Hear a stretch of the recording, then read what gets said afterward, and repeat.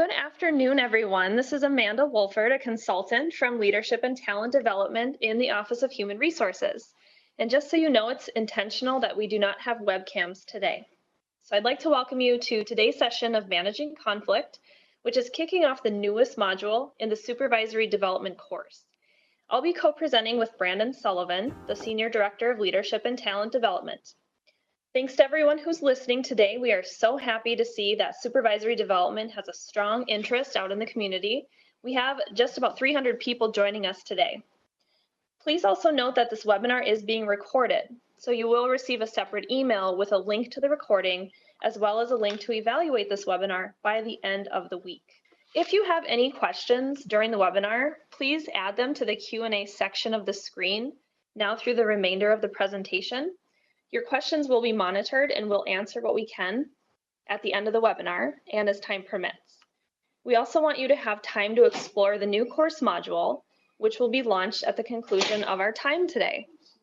If you have any technical difficulties, please chat or send a question privately to Olga, the host, or Christina McGuire, one of our panelists. Based on feedback that we've received over the past few months, we want to remind you that this webinar is only part of the big picture of the Supervisory Development course. So if you're looking for a richer experience, please review the online course at supervising.umn.edu. There you can be able to spend more time with the material, or you can find just-in-time resources. The course is self-paced and available 24/7, so you can access it whenever it works for you. I also want to remind you how we develop the material that's in the course. So everything that you find in the course is based on what research and leading practices say about what works in managing conflict. And I'm certain you have seen trainings or resources on conflict many times before, so this information should be familiar. However, it's what you do with it and the impact it makes that matters. And keep in mind that conflict is a fluid and dynamic process, and every situation is different. So next, we're going to walk through a conflict example so you can see how conflict management Hold on, Amanda. You have an earlier version of the slides. We decided yesterday to start by busting some common myths about conflict. Do you remember that? Oh, I didn't know you changed that up. I thought we decided to start with an example of conflict. I'm sorry, Amanda. I just think there are so many myths about conflict. We should start there. I'm the senior director after all, so let's do it this way. Okay, I guess you're the boss, but you're being kind of a jerk about it. You know, I'm getting really sick of your bad attitude. Maybe if you'd paid more attention when we did the dry run yesterday, this wouldn't have happened. Well, maybe if you'd paid any attention to any of my ideas, we wouldn't be screwing up this webinar in front of 300 people. Amanda, remind me again, which one of us has a PhD? And that matters. Why? Just a reminder, we're still live. Oh, sorry. Oh, sorry. Okay. Everyone just calm down, it's fine. Just to be clear, that was not a real argument. We were demonstrating how easy it is for a simple disagreement about work to spill over into personal conflict and turn into disrespectful behavior. We're going to spend the rest of our time today looking at sources of conflict, how to unpack it, and ultimately seek solutions all in a productive way. So thanks to those of you who are chatting, haha, we appreciate that. And we actually play that up a little bit for dramatic effect, but that's certainly not a good way to approach conflict. What Brandon did there was offered a zero-sum approach. I'm the senior director, so we're going to do it my way. So let's face it, conflict can be uncomfortable at times. It might make you feel anxious, like you failed or can't solve a problem, and you might want to avoid the conflict altogether, but generally that does not help the situation. Brandon and I are going to spend the rest of this time with you, not arguing, but giving you tips on conflict sources and skills to tackle them. So instead of blaming and undermining and all the ugly things that come along with conflict, there's definitely a better way to manage it. What Brandon could have done is better manage his emotions and communicated with me ahead of time and then had my agreement before we went live.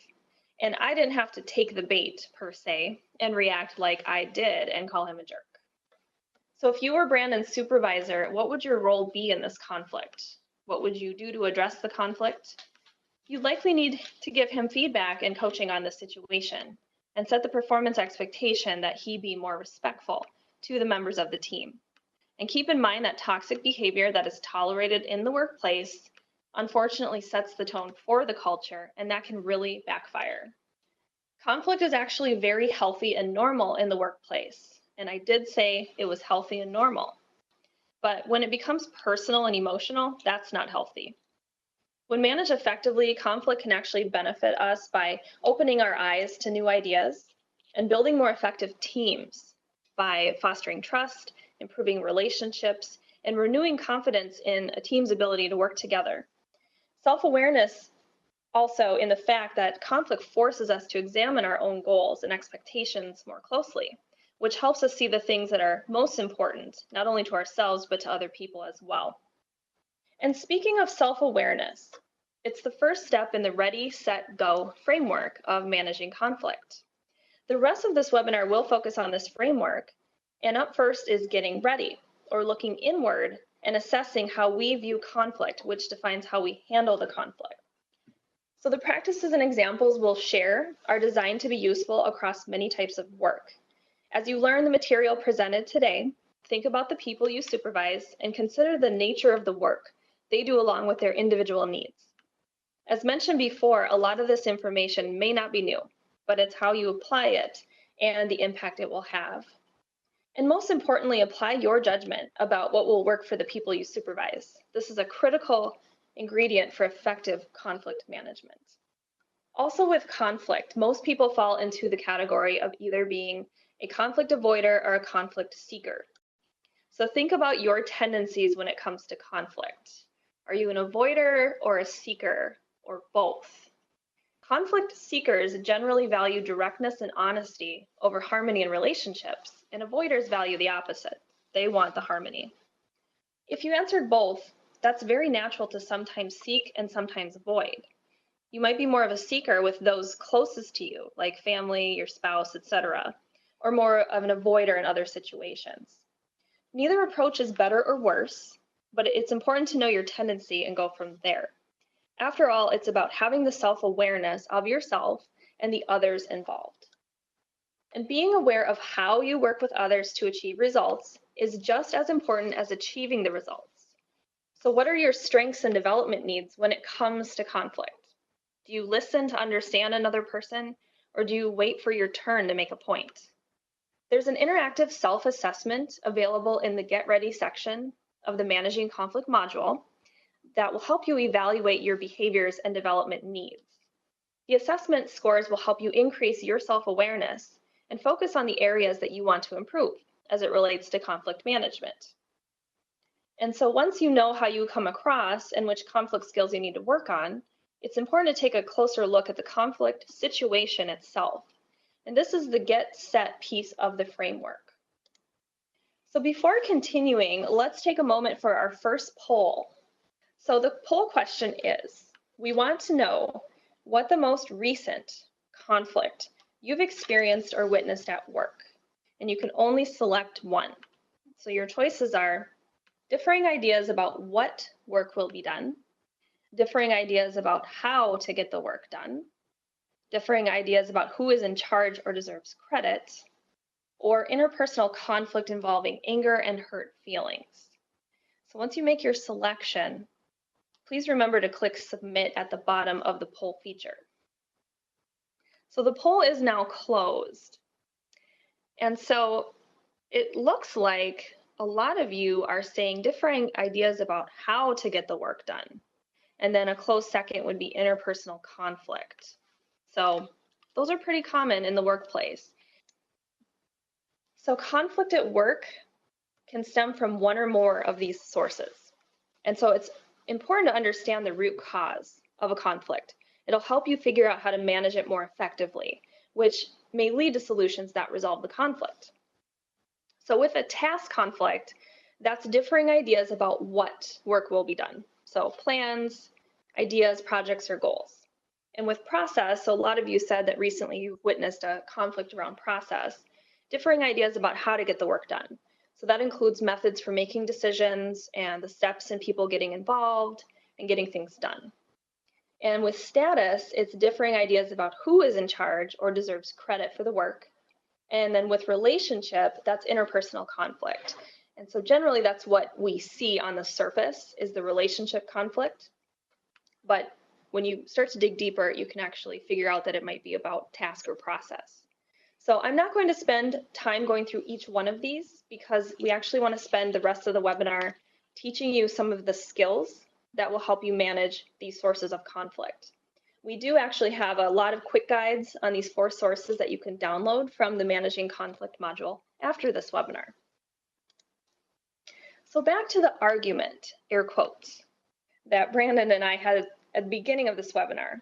It probably came across as relationship conflict because in that moment, that's what it was.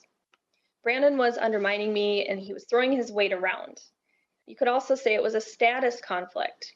Who is the director and has a PhD and who doesn't? But getting to the root cause of him wanting to talk about conflict myths before we talked about conflict sources would signify a process conflict, or how the work was to get done and the decision making around it. So oftentimes conflict needs to be unpacked, as it can be a very dynamic and fluid process, and there are certain skills you can enhance to help you through it. And Brandon will talk about those skills in just a moment, but before he does that, you'll want to keep in mind that most conflicts don't fit nicely into just one type. There's often layers. So that's an iceberg image, if you were wondering. An example of a layer would be a task conflict that has worsened over time and now includes relationship conflict. Conflict may be uncomfortable, but it can be productive and it is a part of life. And the key to understanding the root cause of the conflict and having a plan to manage it effectively. Finally, as a supervisor, many of the conflicts that you have to deal with involve members of your team or department and may not directly involve you. So in those cases, instead of applying the skills yourself, your job may be to provide feedback and coaching to others so that they can learn and apply these skills. So to introduce the section on conflict skills, we're going to take another poll. So go ahead and place your answer on the right side of your screen. And the question is, what is the most challenging part in managing conflict for you? Is it knowing when to get involved as a supervisor? Is it managing emotions? Is it building trust or seeking solutions? So the most challenging part, go ahead and select one. And then make sure that you click submit at the bottom of the poll. Okay, the results are in, and it's not surprising that a lot of you chose managing emotions because we're all human and we have emotions. And so that's definitely something that can bubble to the top and needs to be addressed first, and then you can dig deeper into the other skills. So the majority of you said be managing emotions. And then the second top answer was knowing when to get involved. So that's a really great question too. So we're going to talk about that, and I'm actually going to turn it over to Brandon, who is going to tell you about the skills. All right, thanks, Amanda. So let's talk about knowing when to get involved as a supervisor. So as a supervisor, when you're aware of a conflict that involves members of your team or department, you may need to get involved, even if that conflict doesn't directly involve you, at least at the beginning. So it's critical to get involved when the conflict makes it hard for you or others in your department to do their work. So you might consider, does the conflict affect performance and productivity? If you know that it is, or you think it might, then it's really important for you to get involved. Is the conflict disruptive? Does someone feel disrespected? Is the conflict causing someone who is performing well to consider finding another job to get away from it? If the answer to any of these questions is yes, or you're worried that it's yes, then it's definitely your role to get involved. The other thing is, does someone's behavior fail to meet expectations for how they are to get the work done? If so, then you'll need to address this behavior as a supervisor. So your role in managing conflict involves providing clear expectations for how people on your team work with others. You also need to address behavior that fails to meet these expectations, and you can do this as part of ongoing check-ins. For example, if 2 people in your department are being disrespectful to each other and calling each other names, then you would reiterate the expectation that they show respect for each other at all times while at work. Then, as you have ongoing check-ins to discuss performance and development, you would talk about how they are doing and address any instances where they are being disrespectful. In a case like this, you would use skills related to managing performance. And we covered managing performance skills in the Managing and Evaluating Performance module of this course that launched in April, and you can access all of that on the supervising.umn.edu website. In addition to setting expectations and addressing performance issues, your role also involves providing feedback to help the people reporting to you to be aware of any problematic behavior and the impact it has on others, and coach them on how to approach a conflict situation productively. In the example of two people on your team being disrespectful to each other, you would provide feedback on specific instances of disrespectful behavior, focusing on what the situation was, the specific behavior that you saw, and the impact that behavior had on others on the team. Then you would coach them on what to do differently in the future.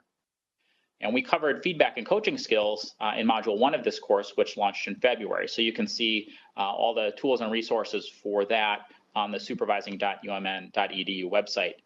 Before we dive into the rest of the skills, just a quick note.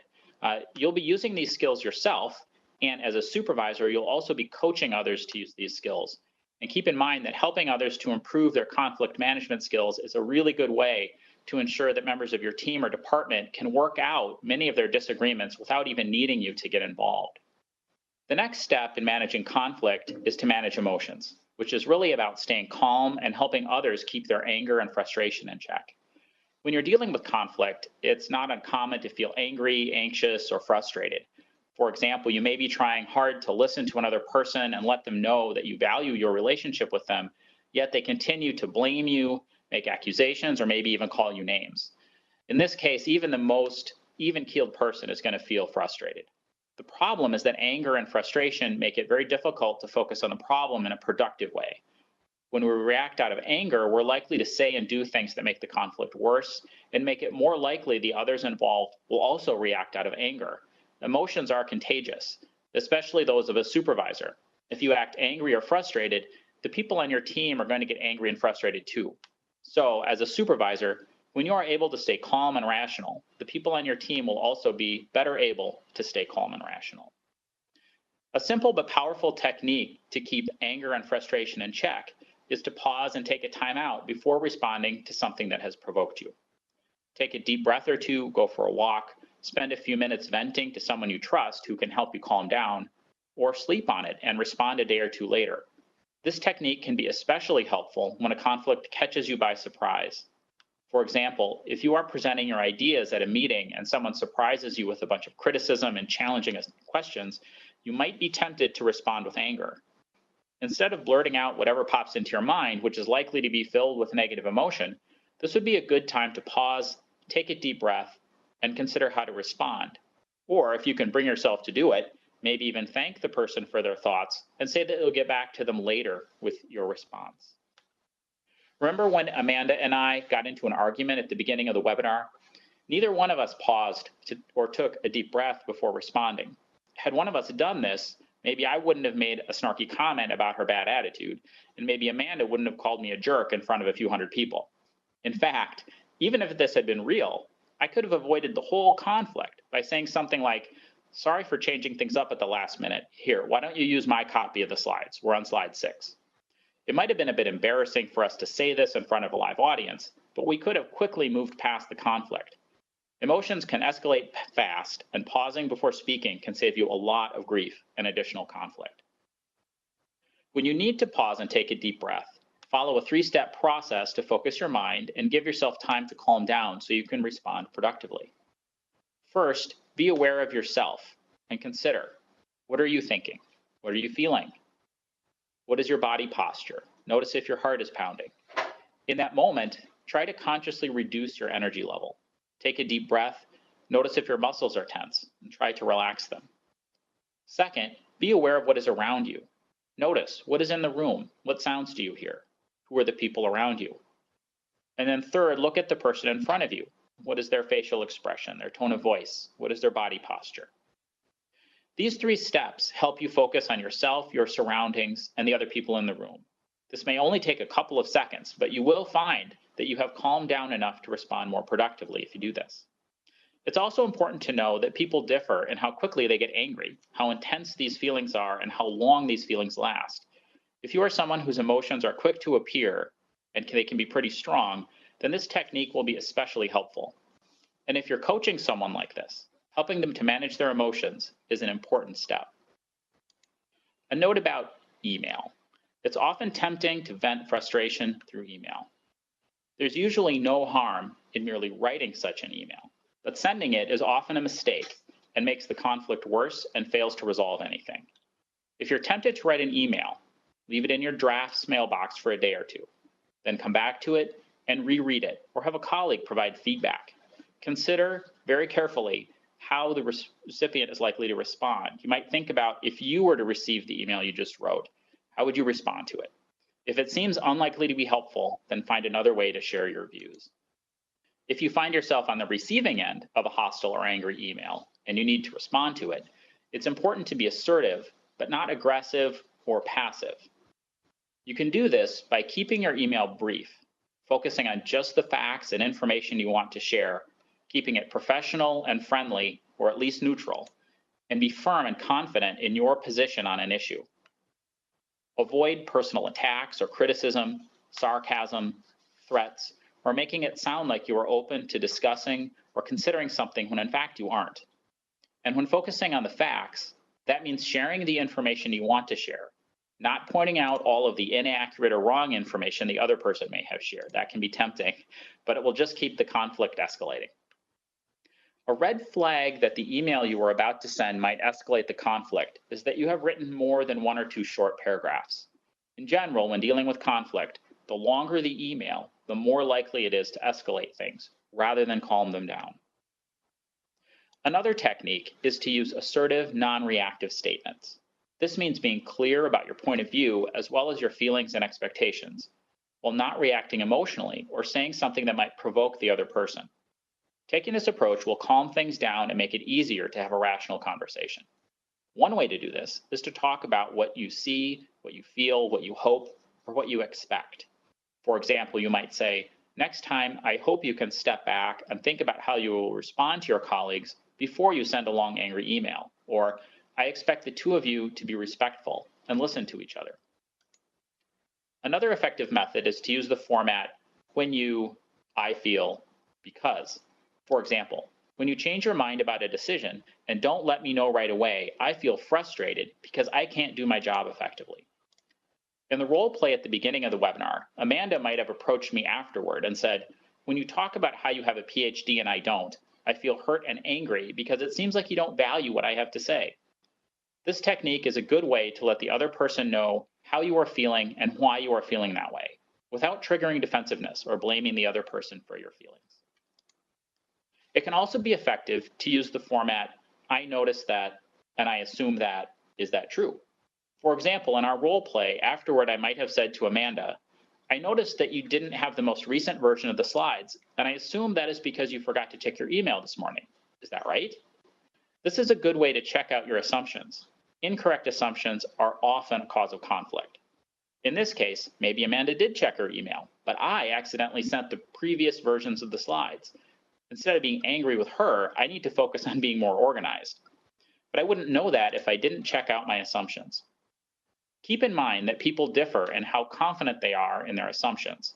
If you're someone who usually thinks you're right, you may be unintentionally causing or escalating conflict because you're acting from false assumptions. The key is to check out your assumptions. For those of you who might be in research roles, you can think of them like a hypothesis. Collect some data by asking questions to test whether your hypothesis is true. And just like in research, the data usually tell a slightly different story than what we were expecting. Our assumptions about why someone is doing something are often wrong. Another important tip is asking what versus why questions. Asking what focuses the discussion on behaviors and impact, which is more productive. Asking why often feels like an accusation and puts people on the defensive. For example, if after two of your employees have an argument, you ask, "Why did you do that?" it is likely to sound blaming and accusatory. If instead you ask, "What happened back there between the two of you?" this is more likely to lead to a productive conversation. If you want to get better at this skill, pay attention over the next week and notice when you ask another person why they did something. Try turning these into what questions, and you'll find that you get more information and a better understanding of what actually happened and why. Finally, one other technique for non-reactive statements is to use the word "and" instead of "but." For example, if you say, "I know you want to start on this new project, but we need to get our current one done first," It sounds like you disagree with the person's desire to start on the new project. However, if you say, I know you want to start on this new project, and we need to get our current project done first, it sounds like you support the person's desire to get started. Substituting and for but is a simple technique that can have a significant impact on how the other person responds to you. Sometimes other people are good at knowing what to say to provoke you. This is called pushing your buttons or taking the bait. You know this is happening when you find yourself wanting to respond aggressively, or you just want to give up and avoid the issue altogether.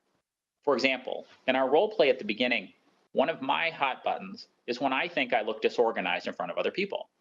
When Amanda didn't have the final version of the slides, this immediately made me feel embarrassed and angry. She wasn't doing it intentionally, but then I responded by telling her what to do because I'm the senior director. Well, being told what to do was one of Amanda's hot buttons, so things quickly escalated into name calling. Had we each been more mindful of our hot buttons, we might have been able to recognize that we were pushing each other's buttons and making things worse. It can be helpful to anticipate the specific situations, people, or topics that can quickly trigger anger or frustration, your hot buttons. We all have them. Think about how you might respond in a calm and rational way. It helps to actually rehearse the words you would say. For example, say you know that in a meeting later today, Matt, a supervisor from another unit, is going to bring up an issue from 10 years ago, as he always does, and that you're going to get really angry, as you always do. Rehearse what you might say when Matt brings this up. Maybe also rehearse taking a deep breath before you respond. As a supervisor, you can help others become more aware of their hot buttons and strategize ways of responding more productively. Role-playing can feel silly, but role-playing difficult situations with someone you trust is a very good way of building more effective self-control skills. As a supervisor, role-playing combined with feedback and coaching is a great way to help others get better at managing conflict. One way to avoid triggering other people's hot buttons is to avoid presenting information or decisions as a crisis that need to be resolved immediately. Give the person time to process the information and time to consider any decisions. In other words, give them time to manage their own emotions. Okay, another important step in managing conflict is to build trust. Even if you are starting with little trust or even some hostility, it is important to build whatever trust you can with the others involved.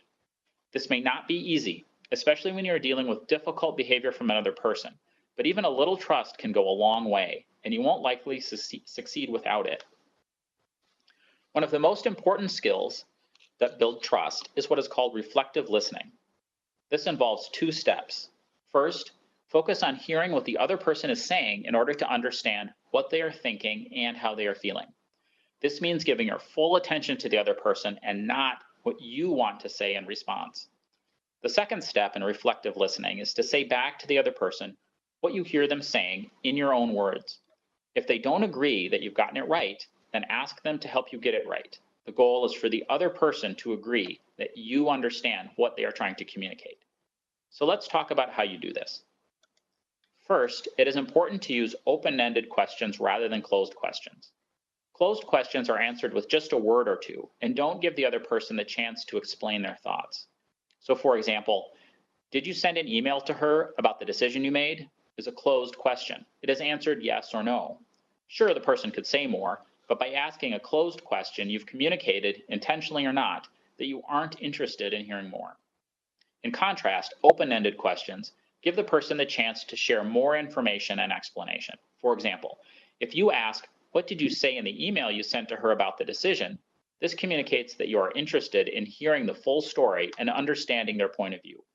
So here's a simple exercise you can do to get better at this. Over the next week, notice when you ask closed questions. Practice turning them into open-ended questions.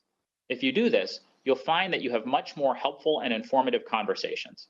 You might even resolve a conflict or two before they become big issues. Another important part of reflective listening is to ask questions and make statements that encourage the person to clarify what they are thinking and how they're feeling. For example, it sounds like you're not sure why he disagreed with you in the meeting. Is that right? Or could you give me an example of that? These are clarifying questions. The goal is to give the person a chance to clarify their perspective. It also helps to let them know you are trying to understand them. For example, it must be really frustrating when she says one thing to you in the meeting and then does something completely different. Or, I imagine you're feeling stuck because you have to work with him on this project, but he isn't getting his part done on time. Demonstrating empathy doesn't mean that you agree with the other person's perspective, but it means you understand it, and this is important in building trust. Once you believe you understand what the other person is thinking and feeling, a powerful technique is to summarize and paraphrase what you've heard. For example, so you want his input into the design of your project, but you find his sarcastic comments aggravating. Am I right about that? Or, it sounds like the expectations for how the two of you are to work together are unclear. How can I clarify this for you? If the other person disagrees with what you've said, listen carefully to what they say and try again until they agree you've got it right. Remember, they are the expert in what they are trying to say. A common trap is to get hung up on trying to pick apart or analyze their words. You'll know you're doing this when you find yourself trying to tell them what they are saying. To listen effectively, be sure not to interrupt the other person or start sharing your own views until you have shown that you understand what the person is saying. It's also important to avoid giving advice, changing the subject, or judging what the other person is saying. For example, it won't be helpful to say, "You should just tell him that you won't put up with this anymore. You're being a pushover. I'm only trying to help." Saying something like this guarantees the other person will not feel heard and understood, and it certainly won't feel like you're trying to help. The key to reflective listening is to focus entirely on trying to understand the other person's point of view. If you are someone who likes to give advice, hold this in check, or it will sabotage your listening skills and make it harder to build trust. Reflective listening provides you with an accurate understanding of what someone is thinking and how they are feeling, making it easier for you to reduce interpersonal conflict and address the underlying problem or source of the conflict. It also helps the other person build more self-awareness and possibly gain a new perspective, as well as feel heard. Another important part of building trust is letting the others know that the relationships are a priority to you and that you respect and value the people involved. This is called rapport building, and it will make others more likely to be willing to work with you to resolve a conflict. There are 3 ways you can do this. The first is to talk about the importance of trust, fairness, and the other person's cooperativeness. For example, you might say, "I appreciate your willingness to sit down and talk about this difficult issue." Or you might say, "I know we disagree about this decision, and I really want to figure out how we can restore trust between us." When you tell the other person that you want to build trust, that you value fairness, and that you see how they are trying to be cooperative, even if only a little bit, the other person is likely to reciprocate and see you as genuinely wanting to work things out. The second technique is to talk about the greater good, such as, "We share the same goal of fixing this problem," or "We both want our department to be successful." Statements about shared goals can help the other person see how cooperating with you and resolving the conflict can help you both. This sets the stage for finding common ground and coming to an agreement that benefits everyone. The third technique is to talk about building the relationship, saying things such as, "I want to help you figure this out," or "I want you to be successful." Emphasizing that you want to have a supportive, cooperative relationship helps the other person trust you and see you as someone who can help rather than as an adversary or a competitor. These simple techniques create more cooperativeness in other people and can pave the way for finding common ground. One of the reasons many disagreements can feel so difficult is that they often feel like a competition, like someone will win and someone will lose. Your gain is my loss. You can tell when someone sees disagreement as a competition. They won't want to share information with you. They won't try to understand what you need or what you want. They will make a big deal out of differences in your goals and interests rather than talking about what you have in common. And they will try to get what they want at your expense. For most of us, this is actually how we experience a lot of disagreement and conflict. The trouble is, this is often wrong. Usually, there are solutions to a conflict that do not require one side to win and the other to lose. Instead, solutions usually exist that allow everyone to get something they need. There are a set of specific skills that will help you identify win-win solutions. Before looking for solutions, you need to define the problem in a way that is mutually acceptable. Ask questions and share information about how each person sees the problem, the goals, and obstacles to reaching the goals. For example, you might say, "What do you see as the real issue here?" Or, "What do you think is getting in the way of solving this problem?" Once you agree on the problem, discuss each person's interests, needs, and priorities. For example, It sounds like timing is a big issue for you. What would you like the timing to be? Or cost is a very important issue for me. I need to be sure there's not an increase over last year. The goal is to create a mutual understanding of what each person needs. As you unpack the conflict, it is incredibly helpful to restate and summarize what each side is saying until you all agree that you have accurately described each side's priorities. This is a very important and very powerful technique.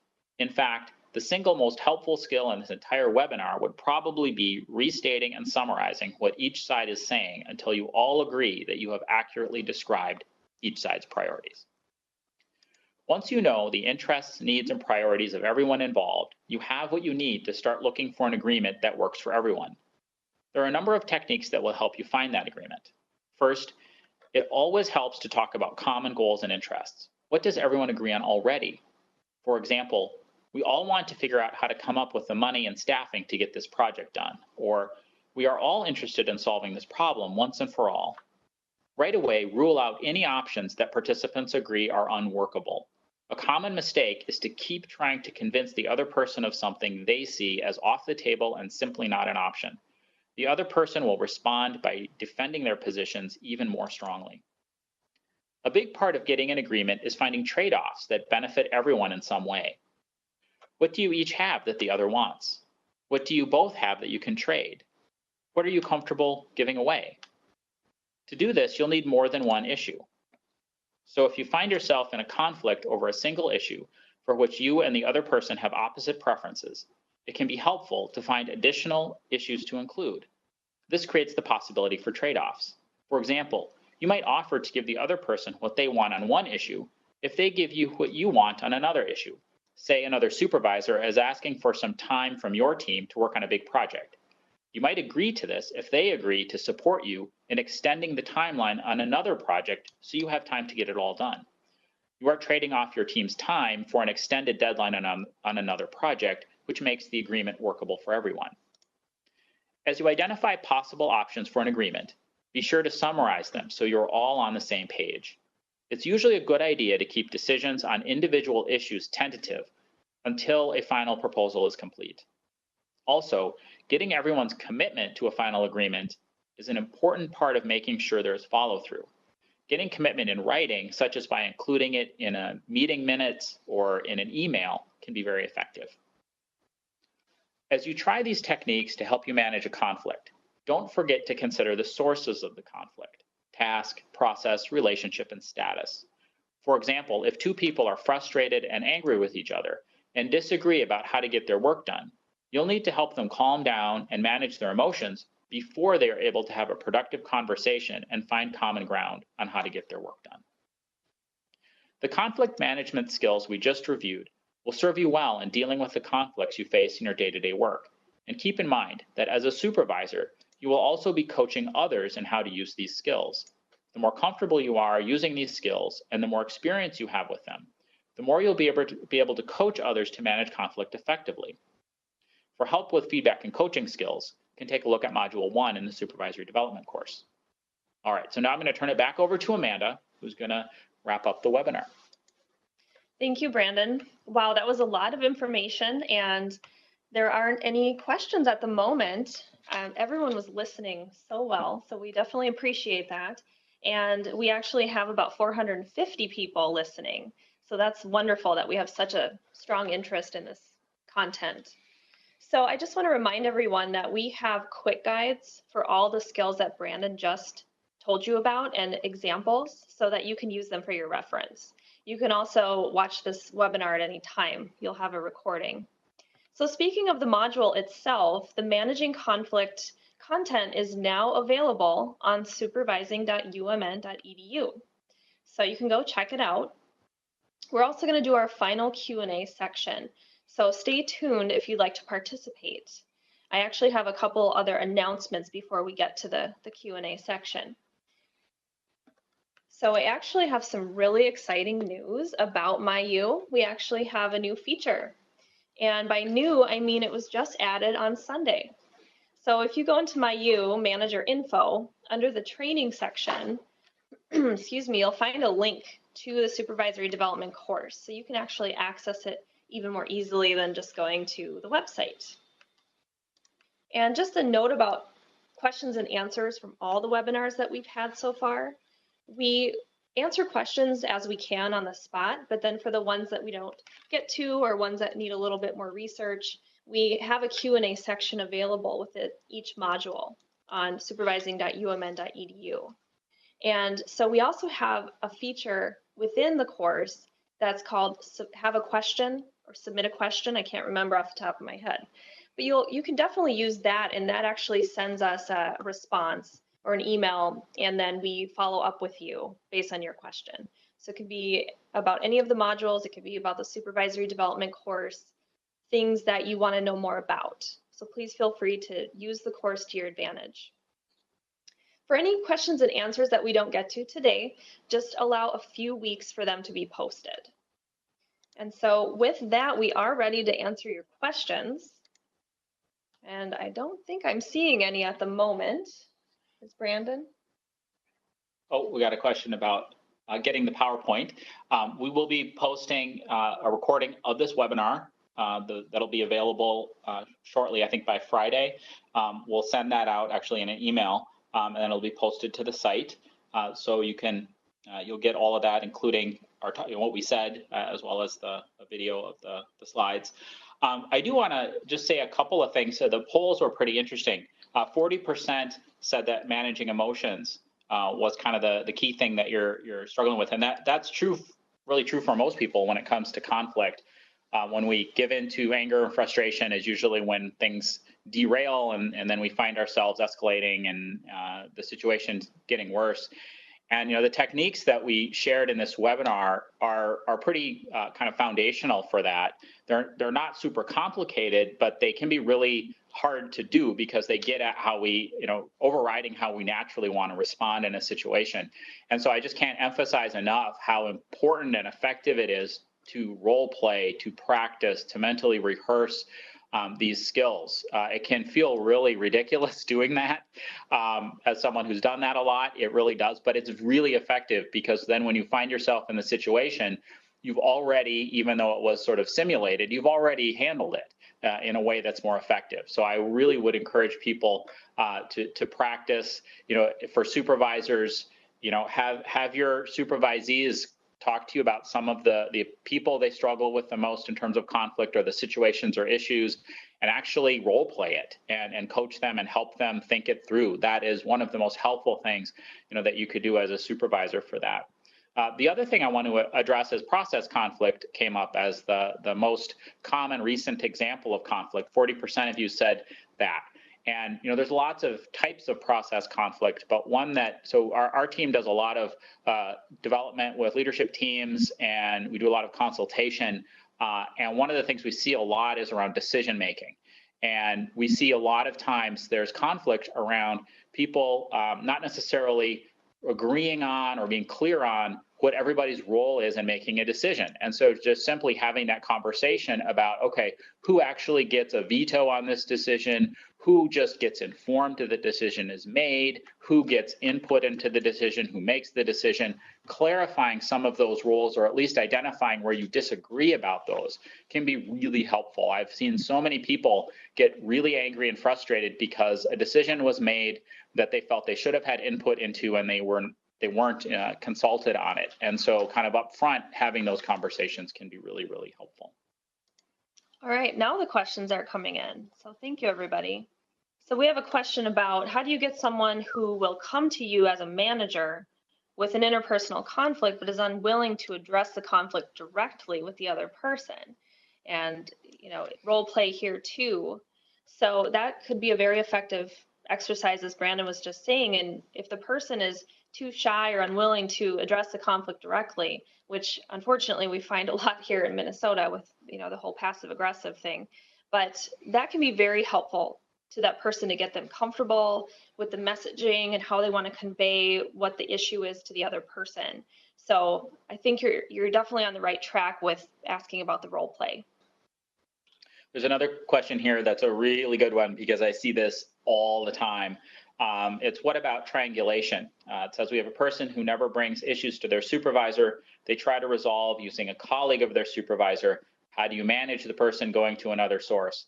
This is so common and is really problematic, as the person asking the question, I'm sure, knows. This, first of all, this can be a tough situation, but where I've seen it be effective is you need to really kind of do two things. One is go to your colleague and have a conversation with your colleague about how this dynamic is undermining your ability to be an effective supervisor. That can be a really difficult conversation depending on who that person is and your relationship with them. I've seen some examples, for example, where one person is a faculty member, one is not a faculty member, and that creates a power dynamic that can be kind of tricky. So that's kind of the first piece is really helping that colleague who's sort of part of that triangulation to understand that when they try to help that person, they're actually making things worse, and really seeing if you can get their support for maybe listening to the person when they complain, but then having them come back to you to have a conversation about what to do about it. And then the other thing is having that conversation with the supervisee about the expectation that if they have concerns, if they have questions, if there's things that they need help with, that they need to bring them to you first and have that conversation with you first and identify what is it that maybe makes them hesitant to do that. Are there things that they're afraid of, or maybe it's just simply that when they go to that other person is very sympathetic, and so then it's an issue of kind of helping your colleague understand that they're not being helpful for you. So those are the things that I've seen be really effective. Not that that's necessarily an easy thing to do. There's another question about speaking to when a supervisor should intervene in a conflict, or when should two parties be encouraged to work it out? And then when should the supervisor mediate? So you definitely, as a supervisor, want to get involved when the conflict is interrupting you or your team's work and it's disruptive and counterproductive. So obviously, if the work's not getting done, that's a huge issue, and that would be number one, when to intervene. And then also, if your direct report's behavior is inconsistent with the expectations that you've set for them for how they're to get their work done. So those would be the three key things about when to know when to get involved. And then as far as mediating or help, or when the other people should be working it out themselves, that's when you can come in and really practice your coaching skills. And so I would invite you to look back to Module 1, where we have the coaching information. And the information I just used to answer this question is on a quick guide, knowing when to get involved. So if you're out in the module right now, you should be able to see all these quick guides. Thank you for your questions. We have time for just a couple more. So here's a question that kind of about styles. So direct versus indirect, or expressive versus reserved styles. And one of the things as a supervisor that's really important is to be mindful of and thinking about not only your style, not only how you handle conflict, but your personality and how do you express yourself? Are you introverted, extroverted, etc.? But what are the styles and preferences of the people that report to you on your team? And where I've seen this, just from a practical perspective, be a challenge is when you have people reporting to you who are particularly reserved, introverted, quiet, especially if you happen to be someone who's very extroverted and gregarious and outspoken. You're going to want to really, be thinking about how do you make sure that you're creating an environment where people who are quiet and reserved and maybe even a little shy to speak up can feel comfortable doing that. And a lot of that speaks to self-awareness. And maybe even to managing your emotions. We talked about it here in the context of managing anger and frustration, but you could also apply it to being really excited and enthusiastic. Sometimes people can find that sort of overwhelming. And so if you're someone who's just very expressive and assertive, that's not necessarily a bad thing. But if you're a supervisor, just being aware of, toning it down a bit when it may be making it uncomfortable for other people to speak up, particularly those who report to you. Okay, there's just a general question about the quick guides. And so if you go to the supervising.umn.edu website and looking for the quick guides, and I'm navigating there myself, so just one moment. So once you get into module 3, you'll want to click start. And just as another side note, we actually have some videos and scenarios and a quiz. So there was a question about what do I do if someone keeps reporting issues to me and they don't go to their direct supervisor? We actually have a scenario that's very similar to that situation that I would invite you to work through. And that scenario is under step 2, the get set assessing conflict. So in all of our modules, we have them broken out by, 1, 2, 3, get ready, get set, go. And so all the materials that fall under those categories are pertaining to that information, that content. So the quick guides are kind of scattered throughout based on what you're trying to work on. Specifically for this one though, the building skills, that's where 4 of the quick guides that we have are available. So all the skills that Brandon went through. And then we have a conflict sources quick guide as well. So definitely play around with that and give us feedback if you're finding the website to be confusing to navigate or anything like that. So that's all the time that we have for today. If there are questions that we didn't get to, like I said, they will be recorded and we'll answer them on the site in a couple of weeks, so look for that. I do have a couple of announcements. So be sure to register for the next Leadership Essentials course, which will teach you how to become more confident in leading people, building and managing a high-performing team, and achieving results. The program meets weekly on Tuesdays, July 18th through August 8th, and it is an in-person course. It's offered by us, Leadership and Talent Development. We're from the Office of Human Resources, and we also partner with the College of Continuing Education. So you'll want to make sure to register by July 14th. And our next course module and webinar for this course, the Supervisory Development course, is Leading Teams. And the webinar will be held on July 18th from 12 to 1, and we'll be sending out registration information in the coming weeks. You can also check the website for the registration information. And then to learn about any of our upcoming LTD programs, you can go to z.umn.edu/LTD programs. So that's all the time we have today. Please use this extra time to explore the Managing Conflict module, and thank you so much for attending.